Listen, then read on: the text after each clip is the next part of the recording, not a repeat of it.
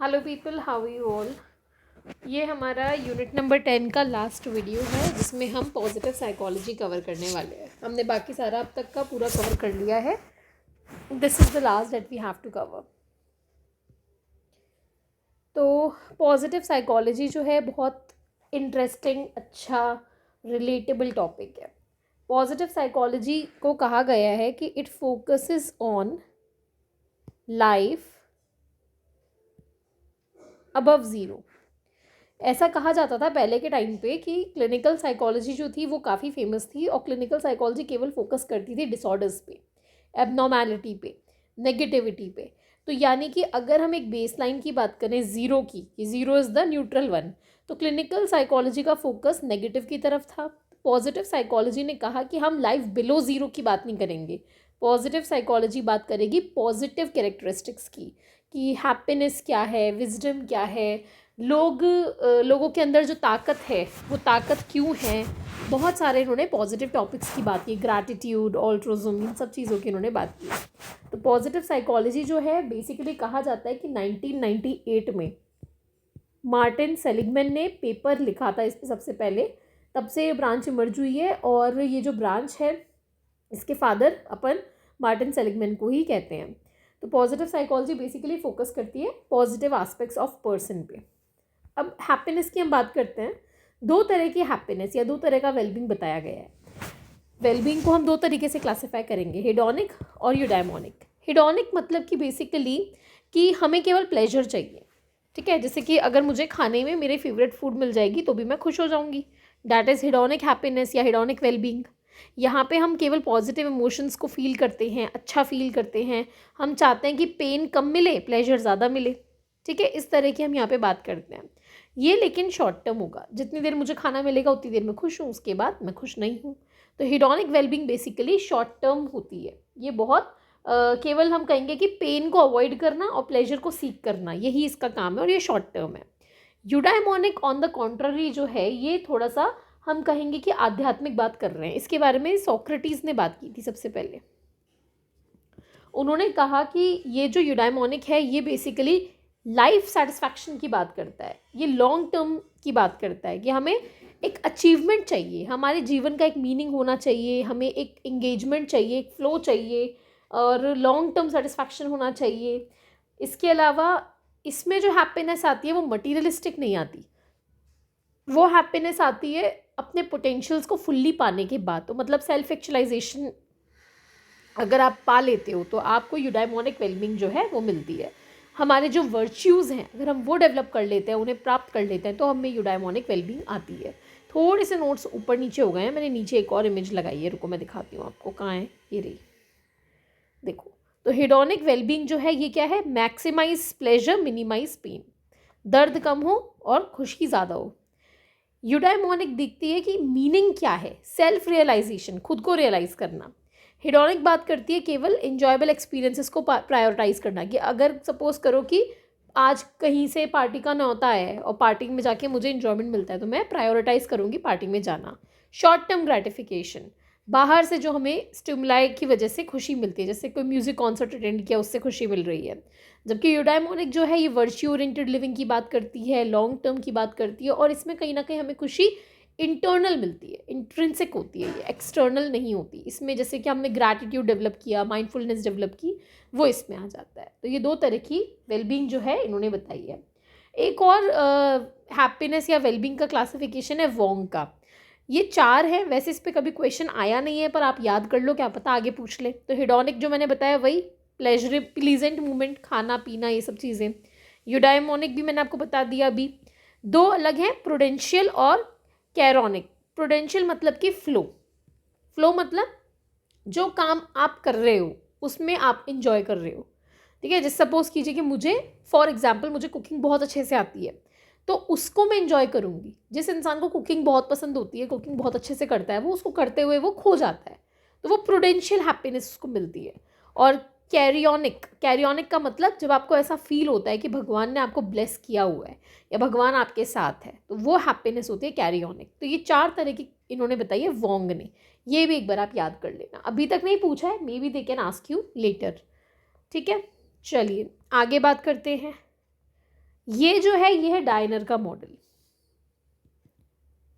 Diner ने बोला कि हैप्पीनेस जो होती है वो सब्जेक्टिव वेलबींग की इन्होंने बात की। हम ये बोल सकते हैं this is the model of subjective wellbeing. Subjective wellbeing जो होती है ये 3 चीज़ों से आती है, 3 तरह की हैप्पीनेस होती है इसमें। एक तो लाइफ सेटिस्फैक्शन, आप सेटिस्फाइड हो अपनी लाइफ से कि भाई मेरी लाइफ बढ़िया चल रही है, मैं अपनी जॉब से भी खुश हूँ, अपनी इनकम से भी खुश हूँ, मेरे जो गोल्स हैं वो मैं अचीव कर रही हूँ, मेरा सेल्फ इस्टीम बहुत हाई है, तो वो लाइफ सेटिस्फैक्शन है। I am satisfied with my life, मेरी लाइफ बढ़िया चल रही है। दूसरा, presence of positive emotions, presence of positive feelings या पॉजिटिव इमोशंस, कि मुझे पॉजिटिव अच्छा मिल रहा है। ठीक है, जैसे कि मैं खुश हूँ, मुझे प्यार मिल रहा है, मुझे दोस्ती मिल रही है, मेरे फ्रेंड्स अच्छे हैं, मेरी फैमिली अच्छी है, मेरे स्पाउस अच्छे हैं, तो ये सारी चीज़ें मुझे पॉजिटिव फीलिंग्स देती है। पॉजिटिव फीलिंग्स कह लीजिए या पॉजिटिव अफेक्ट कह लीजिए।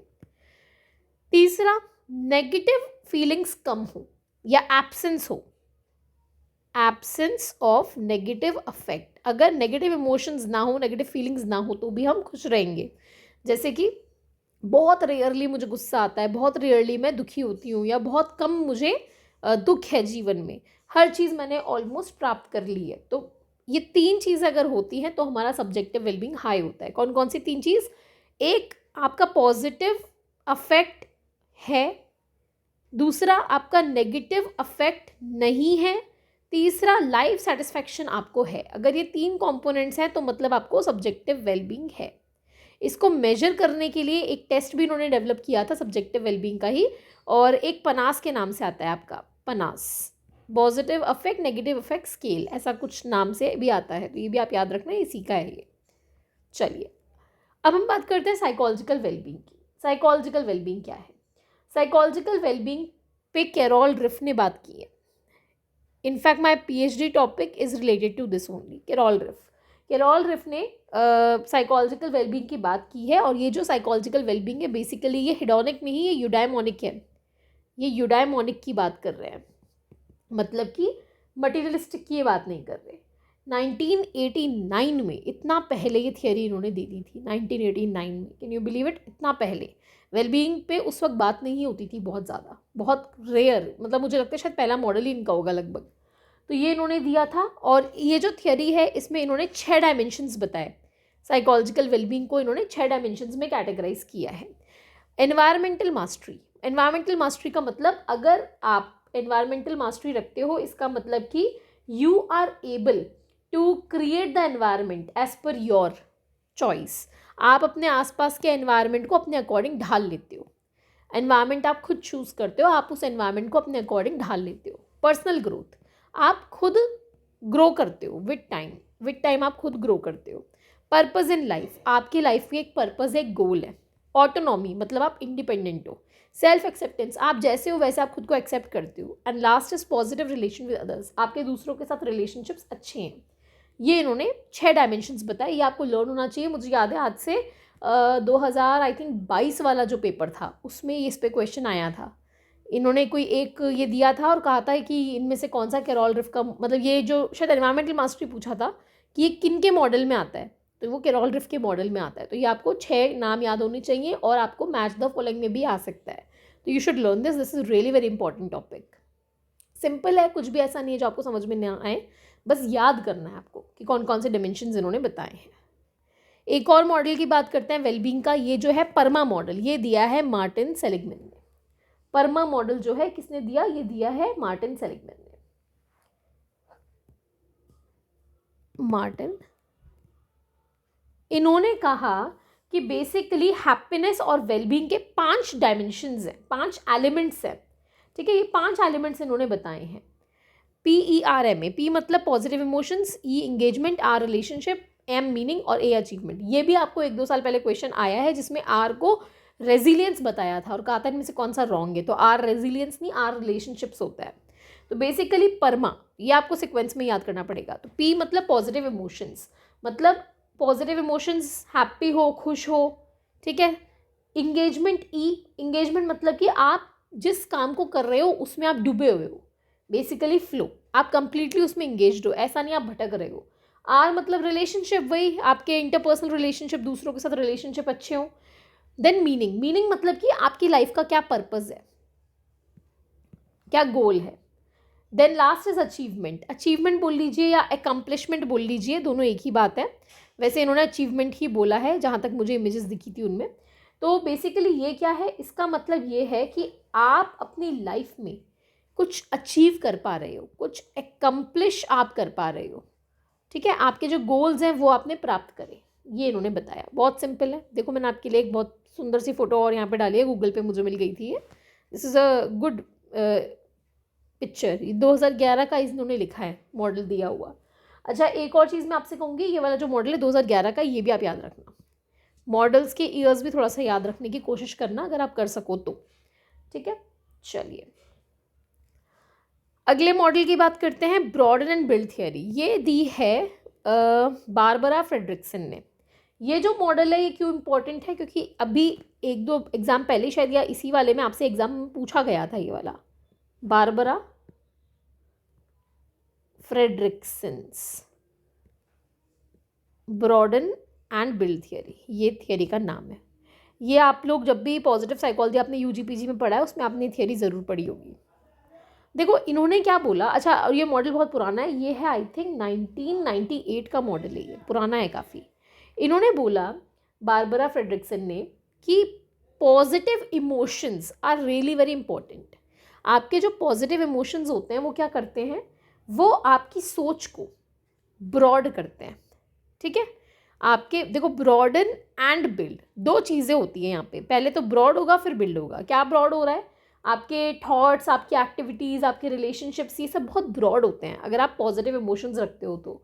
और इनके ब्रॉड होने से क्या होता है, इनके ब्रॉड होने से बिल्ड होता है, क्या बिल्ड होते हैं, रिसोर्सेज, अच्छी चीज़ें, पॉजिटिव चीज़ें बिल्ड होती हैं, जैसे रेजिलियंस, स्किल, सोशल सपोर्ट, ये सब आपके अंदर बिल्ड होता है। देखो इसमें ये रहा इमेज, मैं इसे समझाती हूँ। सपोज कीजिए आपके अंदर पॉजिटिव इमोशंस हैं, आप खुश रहते हो, आप हैप्पी रहते हो, तो हैप्पी रहने से आपके अंदर नॉवल थॉट्स, एक्टिविटीज़, रिलेशनशिप्स, ये सब जो है ब्रॉड हो जाएंगी, थोड़ी बढ़ जाएगी। जितना इंसान खुश रहता है वो उतना ज़्यादा सोच पाता है, उतना ज़्यादा रिलेशनशिप्स वो बना पाता है। और ये ब्रॉड होने से क्या होगा, इसकी वजह से हमारे पर्सनल रिसोर्सेज जो हैं वो बिल्ड होंगे। पर्सनल रिसोर्सेज जैसे कि social support, resilience, skill, knowledge, ये सब हमारे अंदर बिल्ड होंगे। और इनके बिल्ड होने से हमें क्या फ़ायदा है, इनके बिल्ड होने से हमारी हेल्थ अच्छी रहेगी, सर्वाइवल अच्छा रहेगा, फुलफिलमेंट अच्छा रहेगा।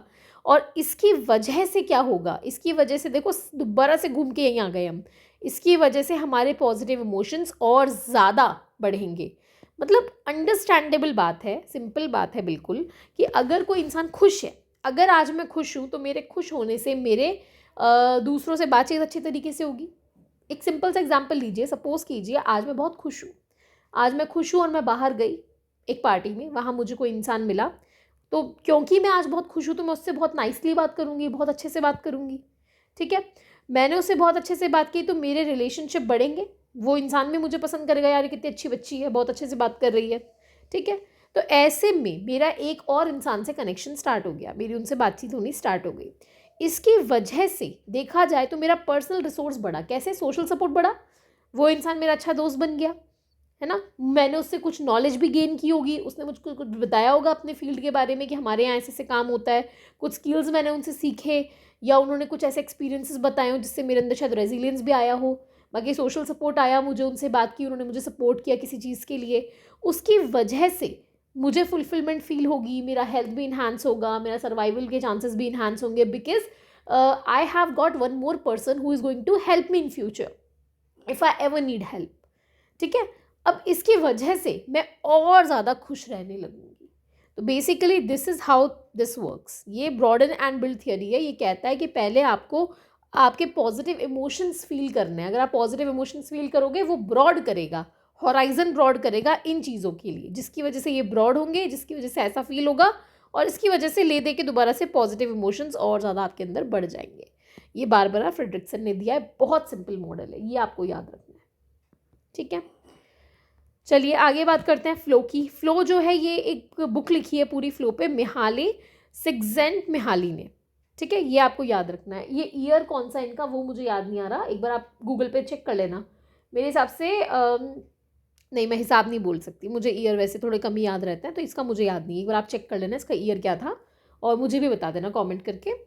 इन्होंने ये बोला फ्लो, फ्लो का मतलब होता है, कभी आपने देखा है या सुना होगा आपने या पुरानी मूवीज़ में देखा होगा कि एक मूर्तिकार होता है, एक स्कल्पचर होता है, स्कल्पचर ही बोलते हैं शायद, हाँ, एक स्कल्पचर होता है या स्कल्पचर होता है, जो भी बोलते हैं। वो मूर्तिकार क्या करता है, एक मूर्ति बनाता है, तो वो जब मूर्ति बनाता है तो वो उस मूर्ति बनाने में इतना मशरूफ़ हो जाता है, इतना उसमें खो जाता है कि वो दिनों तक, हफ्तों तक उसी मूर्ति को बनाता रहता है, ना खाता है, ना पीता है, ना नहाता है, वो कुछ भी नहीं करता, उसमें डूब जाता है। तो फ्लो का मतलब हुआ बेसिकली डूब जाना, इस कदर डूब जाना कि आपको किसी चीज़ की सुध-बुध नहीं है, ना दिन की, ना रात की, ना सोने की, ना जागने की, कुछ भी नहीं। आपको किसी चीज़ की कोई परवाह नहीं है, ना आप नहा रहे हो, ना आप खा रहे हो, आप केवल उस काम में घुस गए हो बिल्कुल। यू आर इंगेज्ड या immersed, you are immersed in that thing, immersed completely आप उस चीज़ में डूब गए हो, ठीक है? और उसकी वजह से आप बाकी दुनिया से बेखबर हो गए हो। ये होता है फ्लो, ये इन्होंने बताया। और this is also very important, mostly artists में देखा जाता है। अच्छा, इसके बारे में एक ये चार्ट जो है ये इन्होंने बताया, इन्होंने ये कहा दो चीज़ें, एक है आपका स्किल और एक है आपका चैलेंज। सपोज़ कीजिए एक मूर्तिकार है, वो बहुत हाई लेवल की मूर्ति बनाता है, ठीक है? वो बहुत शानदार मूर्ति बनाता है, तो मतलब उसका स्किल बहुत हाई है, ये हाई लेवल हो गया। ऐसे में अगर हम उसको चैलेंज दें, बहुत सिंपल सा, कि भाई तुम तो एक काम करो, केवल एक पत्थर को गोल आकार दे के दे दो, तो यार वो मूर्तिकार इतनी सुंदर मूर्तियाँ बनाता है, इतनी प्रॉपर बारीकी से वो बनाता है, उसको तुम केवल ये बोलो कि बॉल बना के दे दे गोल, तो उसके लिए वो चैलेंज बहुत ईजी है। ये चैलेंज अगर उसके लिए बहुत ईजी होगा तो मतलब उसको अराउजल बहुत लो होगा, लो अराउजल होगा, और वो बंदा बहुत हाई एफिशिएंसी वाला है, तो मतलब वो बोर हो जाएगा। ठीक है, आप समझो इसको, ये इस तरीके से है। मैं आपको ये बताती हूँ, ये लो है, ये हाई है, ये लो है, ये हाई है, ये चैलेंज है, और ये आपकी स्किल है या सेल्फ एफिकेसी बोल लो। चैलेंज से आपको अराउजल होगा, तो मतलब बेसिकली चैलेंज कह लो या अराउजल कह लो, और स्किल कह लो या सेल्फ एफिकेसी कह लो। तो अगर सपोज कीजिए उस इंसान में स्किल बहुत हाई है तो वो यहाँ आता है, लेकिन उसको चैलेंज बहुत हल्का दे दिया, लो दे दिया, तो वो यहाँ आएगा, तो वो बोर हो जाएगा, ऑब्वियस बात है, he is going to get bore, क्योंकि उसकी जो कला है वो बहुत हाई लेवल की है और उससे आप काम बहुत सिंपल सा करवा रहे हो, बोर हो जाएगा। ठीक है, बोर्डम। नाउ सपोज उसमें स्किल भी लो है, जैसे मैं हूँ, मुझे मूर्ति बिल्कुल बनानी नहीं आती, मुझे कोई बोले केवल गोल बना के दे दो, सिंपल, तो ऐसे में क्या होगा, ऐसे में यहाँ आएगा, ठीक है, ऐसे में यहाँ पे आएगा, लो लो, ठीक है, चल जाएगा काम। अब सपोज कीजिए मुझ में स्किल कम है, लेकिन मुझे बोल दें कि तुम तो प्रॉपर मूर्ति बना के दो, तो मुझे तो आता ही नहीं है, मेरा स्किल बहुत लो है लेकिन चैलेंज बहुत हाई दे दिया, तो ऐसे में मेरा अराउजल बहुत ज़्यादा होगा और मुझे टेंशन होगी, मुझे एनजाइटी आएगी, I will get anxious. Now suppose मुझे हाई स्किल है और चैलेंज भी हाई है, तो वो भी यहाँ आएगा, तो this is the state of flow. ये जो बीच में आता है ना, this is the state of flow. Basically flow state तब होती है जब आपका चैलेंज और आपका स्किल दोनों मैच करता है। जब आपका स्किल का लेवल और चैलेंज का लेवल मैच करता है तब आपको फ्लो होता है। अगर ये दोनों आपस में मैच नहीं करते तो फ्लो नहीं होगा। अगर सपोज कीजिए स्किल ज़्यादा है, चैलेंज कम है, तो आप बोर हो जाओगे, स्किल कम है, चैलेंज ज़्यादा है, तो आपको एंजाइटी हो जाएगी। तो basically the both should be equal, ये बराबर से होने चाहिए, ठीक है, तब आपको फ्लो होगा, वरना आपको फ्लो नहीं होगा। ओके फाइन, आगे बात करते हैं और क्या क्या क्वेश्चंस आपसे एग्जाम में पूछते हैं। तो they ask you about VIA classification. VIA classification मतलब वैल्यू इन एक्शन, VIA की फुल फॉर्म है वैल्यू इन एक्शन, ये भी आपका पढ़ा हुआ है। ये जो है VIA, ये किसने दिया, ये दिया है सेलिगमैन एंड पीटरसन, दो जनों ने दिया ये, सेलिगमैन एंड पीटरसन। इन्होंने सोचा कि भाई जैसे अपन क्लिनिकल साइकोलॉजी में डिसऑर्डर्स को क्लासिफाई करते हैं, वैसे ही हम लोगों के अंदर क्या क्या वर्च्यूज़ हैं, क्या क्या पॉजिटिविटी है, हम उसको भी क्लासिफाई करते हैं। तो इन्होंने 2004 में ये वैल्यूज़ इन एक्शन प्लान बोलते थे शायद, वैल्यूज़ इन एक्शन प्लान या सिस्टम, जो भी बोलना है वो बोल लीजिए, ये इन्होंने दिया। इसमें इन्होंने कहा कि बेसिकली 6 तरह के तो हमारे वर्च्यूज़ हैं, 6 virtues are there and there are 24 character strength. 6 virtues में इन्होंने 24 कैरेक्टर स्ट्रेंथ्स निकाले। ये 6 वर्च्यूज़ कौन कौन से हैं देखिए, ये मैंने नीचे अलग से लगाया, मैं बताती हूँ आपको। सबसे पहले आता है wisdom and courage. Wisdom and courage के अंदर आपके 5 आते हैं, 5 कैरेक्टर स्ट्रेंथ है। देन आपका करेज, करेज के अंदर आपके 4 आते हैं। देन आपका ह्यूमैनिटी, ह्यूमैनिटी में आपके 3 आते हैं, 5 4 3। फिर जस्टिस है, जस्टिस में दोबारा से 3 आएंगे। टेम्परेंस है, इसमें दोबारा से 4 आएंगे। और लास्ट ट्रांसेंडेंस है, इसमें दोबारा से आपके 5 आएंगे। अब ये आपको याद करने, ये मैंने नीचे इमेज अटैच करी है, मैं वहाँ से समझाती हूँ आपको। ये रही। सबसे पहले हम बात करते हैं विजडम एंड नॉलेज की। तो विजडम एंड नॉलेज में आपका आया क्रिएटिविटी। क्रिएटिविटी आपको पता है, ओरिजिनलिटी, नोबलनेस, क्यूरियोसिटी, जिज्ञासा, किसी चीज़ को जानने की इच्छा, जजमेंट एंड ओपन माइंडेडनेस, मतलब आप ओपन माइंडेड हो, क्रिटिकल थिंकिंग करते हो, लव ऑफ लर्निंग, कुछ नया सीखने का आपको पसंद है। देन पर्सपेक्टिव, पर्सपेक्टिव है आपके अंदर, एक अलग तरह का पर्सपेक्शन आप लेकर के अपने अंदर चलते हो, ये इन्होंने बताया। ठीक है, फाइन। देन आपका आता है करेज। करेज में आपका आएगा ब्रेवरी, आप बहादुर हो। परसीवरेंस, मतलब आप टिके रहते हो, परसिस्टेंट हो, बीच में नहीं चीज़ छोड़ते। ऑनेस्टी, सच्चाई है आपके अंदर। ऑनेस्टी भी एक बहुत बड़ा करेज है। पता है, मुझे कई बार ऐसा लगता है कि एक इंसान झूठ बोल देता है क्योंकि वो डरता है, उसमें हिम्मत नहीं है सच बोलने की। तो ऑनेस्टी रखना, भले ही मैं गलत हूँ लेकिन मैं सच बोल देती हूँ क्योंकि मुझे पता है मैं गलत हूँ। चलो ठीक है, अगर मैंने कुछ गलती कर भी दी तो कोई क्या ही कर लेगा, कोई मुझे फांसी तो दे दी नहीं देगा उस गलती के लिए। ठीक है, मैं गलत हूँ, but at least if I say that honestly तो आई एम करेजियस इनफ। ये चीज़ यहाँ पे डिसाइड हो जाती है। देन जेस्ट, जेस्ट मतलब ज़ील, आपके अंदर कितना एनर्जी है, कितना कुछ करने की चाहत है, इच्छा है। Then third virtue is your humanity. तो ह्यूमैनिटी में आता है आपका लव, कितना आप लव कर पाते हो और कितना कोई आपको लव कर पाता है। काइंडनेस, कितना आप काइंड हो। सोशल इंटेलिजेंस, मतलब सोशली आप कितने इंटेलिजेंट हो। देन जस्टिस में दोबारा से team work, fairness and leadership. Team work, मिलजुल के कितना काम कर पाते हो। फेयरनेस, कितने आप फेयर हो बेसिकली, मतलब सही करते हो, है ना, इनजस्ट नहीं करते। और लीडरशिप क्वालिटी आपके अंदर कैसी है। देन टेम्परेंस में आता है forgiveness, modesty, prudence, self regulation या सेल्फ कंट्रोल। और फिर ट्रांसेंडेंस में आता है appreciation of beauty, gratitude, hope, humour and religiousness या स्पिरिचुअलिटी। ये आपको याद रखना है, ये आपसे एग्जाम में सीधा पूछा जाएगा, दे आस्क यू डायरेक्टली। तो ये आपको लर्न करना पड़ेगा एज इट इज़, इसमें आप कुछ भी छोड़ नहीं सकते। ठीक है, ये आपको याद करना पड़ेगा। मुझे याद है यूजी पीजी दोनों में ही मेरे एग्जाम में आया था और मुझे याद करना पड़ा था, लाइक रटना पड़ा था, और मुझसे रटा बहुत मुश्किल से जाता है। It took me so much time. तो उसके बाद तो मैंने फिर इसको समझ के याद किया था। ऑल्दो मुझे आज की डेट में याद नहीं है, अगर मैं दोबारा करूँगी तो हो जाएगा। तो आपको भी थोड़ा सा समझ के इसको याद करना पड़ेगा। ये क्या है अब, ये है गैलोप क्लिफ्टन स्ट्रेंथ फाइंडर। गैलोप क्लिफ्टन जो थे, इन्होंने भी स्ट्रेंथ फाइंडर निकाले। ये 32 हैं। ये आपको पूरे याद करने की ज़रूरत नहीं है, केवल एक बार रीडिंग लगा लेना। ठीक है, केवल रीडिंग लगा लेना। और इसको 4 डोमेन्स में क्लासीफाई किया गया है, बस, ज़्यादा कुछ नहीं। 32 होते हैं ये। ओके, एक दो टॉपिक और हैं जिन पे एग्जाम में क्वेश्चन आता है, डैट इज़ रेजिलियंस। रेजिलियंस क्या होता है? रेजिलियंस का मतलब ability to bounce back from adversity. कुछ भी एडवर्सिटी हुई, कुछ भी गलत हुआ, उससे आप बाउंस बैक कर रहे हो, उसमें आप एडेप्ट कर रहे हो, इट मीन्स रेजिलियंस। रेजिलियंस मतलब देखो, सपोज करो आज आपका एग्ज़ाम है, आप फुल्ली प्रिपेयर्ड थे एग्ज़ाम के लिए, आप एग्ज़ाम देने गए लेकिन आप लेट हो गए, गेट बंद हो गया। ठीक है, बहुत दुख हुआ। अब इस सिचुएशन से आपको बहुत बड़ा झटका लगा कि मेरी तैयारी पूरी थी, मेरा आज JRF होना डेफिनेट था, लेकिन मैं सिर्फ 5 मिनट लेट होने की वजह से, गेट बंद होने की वजह से मैं उस एग्ज़ाम को नहीं निकाल पाया।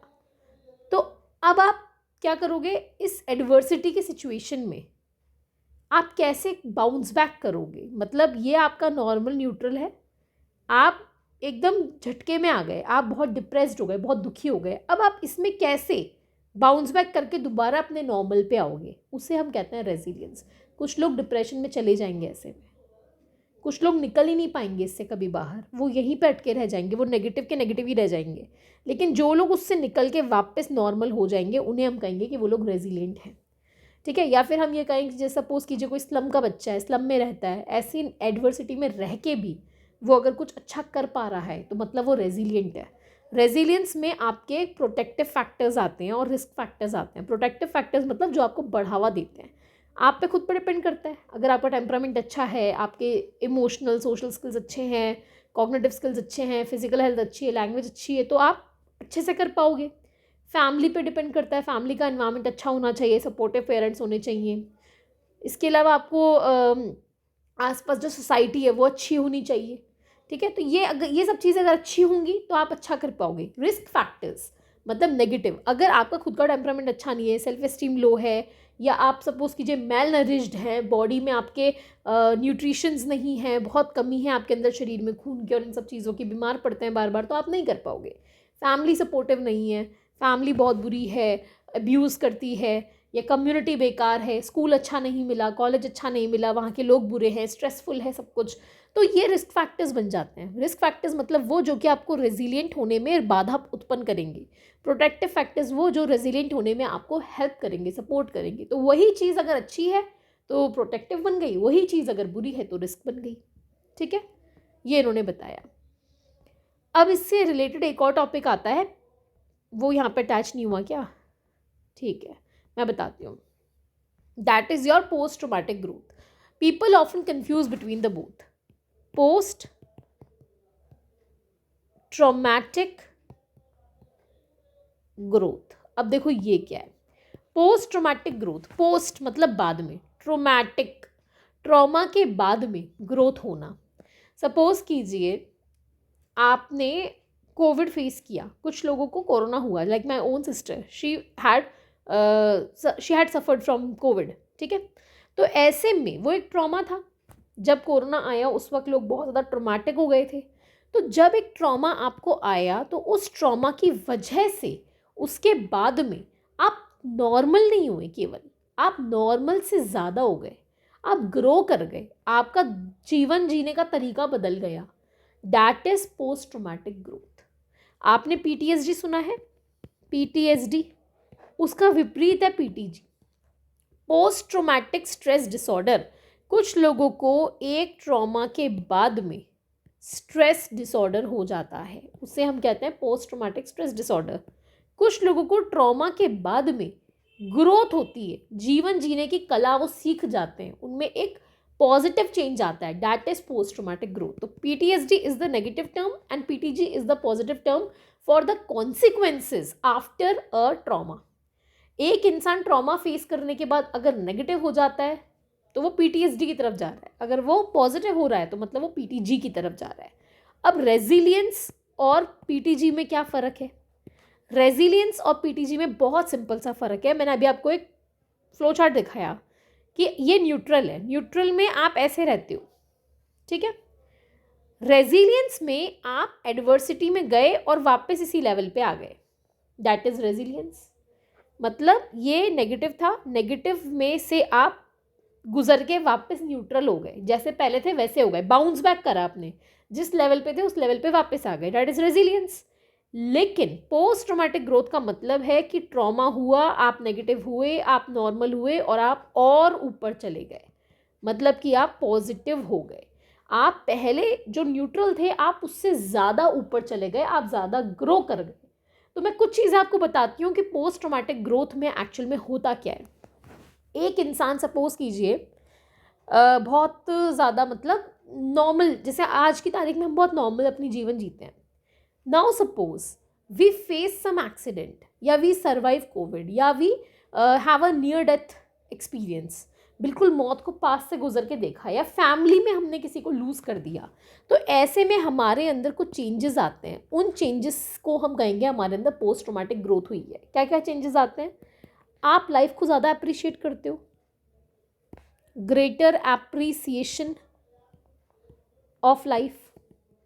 अगर एक बार एक इंसान कॉमा में चला गया और फिर वो वापस उससे निकला, या पैरालिसिस हो गया फिर उससे ठीक हुआ, या उसने अपने घर में किसी की मौत देख ली, तो ऐसे में उसको अब जीवन की कीमत समझ में आती है, वो ज़्यादा उसे अप्रिशिएट करता है। वो अप्रिशिएट करता है अपने क्लोज रिलेशनशिप को, मतलब कि वो 1000 दोस्त नहीं रखेगा, अब केवल जो लोग उसके बहुत करीबी हैं वो केवल उनके साथ ही नज़दीकियाँ रखेगा। वो खुद को ज़्यादा एक्सेप्ट करेगा, वो हर किसी से ज़्यादा अपना समय वेस्ट नहीं करेगा। जो उसके नियर एंड डियर वंस हैं उनके पास वो ज़्यादा रहेगा। उसमें कंपैशन और ऑल्ट्रुज्म ये बढ़ जाएगा। पॉजिटिव जो चीज़ें हैं, पॉजिटिव फीलिंग्स वो बढ़ जाएगी। उसको लाइफ में पर्पस नज़र आएगा कि भाई मेरे जीवन का एक उद्देश्य है, वो मुझे पूरा करना है। इसके अलावा उसके अंदर हम कहेंगे कि वो अपने पर्सनल स्ट्रेंथ्स को आइडेंटिफाई ज़्यादा अच्छे से कर पाएगा, वीकनेसेस को भी देख पाएगा कि भाई मेरी क्या वीकनेसेस हैं। इसके अलावा उसमें हम कहेंगे कि कहीं ना कहीं स्पिरिचुअलिटी भी डेवलप होगी और उसके अंदर क्रिएटिविटी भी डेवलप होगी। तो ये कुछ कुछ चीज़ें हैं जो कि उसके अंदर होंगी। ये आफ्टर अ ट्रॉमा अगर किसी इंसान में हो रही है, मतलब वो पोस्ट ट्रॉमेटिक ग्रोथ कर रहा है। वो 100 दोस्त नहीं रखेगा, वो केवल उन 10 लोगों को ही, अपने करीबियों को जो उसके साथ बुरे वक्त में थे, जिनको वो एक्चुअल में, जिनके लिए वो मैटर करता है, जिनको वो मैटर करता है और जिनके लिए वो मैटर करता है, वो बहुत ज़्यादा उनके करीब से रहेगा, उन्हें अप्रिशिएट करेगा, उनके एफर्ट्स को अप्रिशिएट करेगा। तो this is post traumatic growth. 100 लोग आपके दोस्त फिर नहीं रहेंगे, आपके दोस्त केवल वो चुनिंदा ही रहेंगे जो आपके साथ आपके उस बुरे हालात में थे, जिन्होंने आपकी हेल्प की, आपकी मदद की, आपको सपोर्ट किया। Not just like being present there physically, emotional support or any kind of support if they provided you, then you are going to be with them in a very close relationship. You will value them, you will value yourself. एक better आपको perspective अपने जीवन का मिलेगा। ये आपका post traumatic growth है। तो आई थिंक मैंने आपको ऑलमोस्ट सारे जो भी टॉपिक्स थे वो कंप्लीट करवा दिए हैं। एक बार मैं आपको आपका वो भी खोल के दिखा देती हूँ, syllabus. Okay, this is your syllabus. इसमें हमें क्या क्या करना था, हमें करना था वेलबींग एंड सेल्फ ग्रोथ। इसमें टाइप्स ऑफ वेलबींग में हिडोनिक, यूडाइमोनिक, एक second, hedonic, eudaimonic, character strength, resilience, PTG, ये सारा हमने कवर कर लिया। This is all that we have done. तो बस ये हमारा पूरा कंप्लीट हो गया। वेलबींग हमने कर लिया, ग्रोथ हमने कर ली। So with this we have completed unit number 10। हमारी यूनिट नंबर 10 जो है ये भी कंप्लीट हो गई है। अब इसका टेस्ट जो है आपका वो होगा परसों। कल है मंडे, परसों है ट्यूसडे। ट्यूसडे को मैं आपका इसका टेस्ट रखने वाली हूँ। कल हो सकता है मैं यूनिट नंबर 9 का वीडियो डालना स्टार्ट कर दूँ। कल मुझे टाइम नहीं मिल पाया था, आज मैंने डाल दिया है, मतलब अब मैं डाल दूँगी। और यूनिट नंबर 9 जो है वो थोड़ी सी लेंदी है, तो उसको भी मैं धीरे धीरे आपको कवर करवाने की पूरी कोशिश करूँगी, ASAP, जितना जल्दी मैं करवा पाऊँ। ठीक है, मेरी कोशिश है 15 दिसंबर से पहले पहले मैं आपका पूरा सिलेबस करवा दूँ, और फिर उसके बाद में हम 10 यूनिट्स हैं हमारी, तो लगभग हम 15 दिन के अंदर अंदर पूरा क्रैश कोर्स कर लेंगे। 15 दिन में मैं आपको पूरा का पूरा आपका सिलेबस जो है वो रिवाइज करवा दूंगी। कुछ कुछ चीज़ें ऐसी भी हैं जो मुझे याद आ रही हैं कि मैंने आपको नहीं करवाई, जैसे कि मुझे पर्सनालिटी में एक्सप्लेनेटरी स्टाइल्स याद आ रही हैं सेलिगमैन की, जो बहुत इंपॉर्टेंट है, वो मैंने आपको नहीं करवाई। तो वो सारी चीज़ें जो मिस आउट हो गई हैं वो क्रैश कोर्स में आपकी कवर हो जाएगी। यूनिट 1 में हमने जैसे कुंडलिनी और ये सारी चीज़ें जो आपके इस बार पेपर में नहीं आई थी, वो मैं आपको दोबारा से एक बार यूनिट 1 में क्रैश कोर्स के टाइम पे करवा दूँगी। इसके अलावा हमें PYQ जो है इस बार जो आपका 2024 का आया था वो भी सॉल्व करना है, वो भी मैं आपको करवा दूँगी अभी क्रैश कोर्स के टाइम पे। तो अभी आपको ये पूरा सिलेबस कंप्लीट करना है, और इसके बाद क्रैश कोर्स जो है वो नेसेसरीली आपको अटेंड करना है, and I am going to keep that live. वो मैं लाइव ही रखूँगी। अभी इतने 15 तारीख तक मैं भी थोड़ा, जो मैंने आपको बताया था, फैमिली में एक डिमाइस हुआ है, तो मैं उससे फ्री अप हो जाऊँगी, थोड़ा सा सिस्टम घर का थोड़ा सही हो जाएगा, फिर मैं लाइव लेने की कोशिश करूँगी पूरी क्लासेस आपकी। ओके, चलिए, bye bye, take care, good night.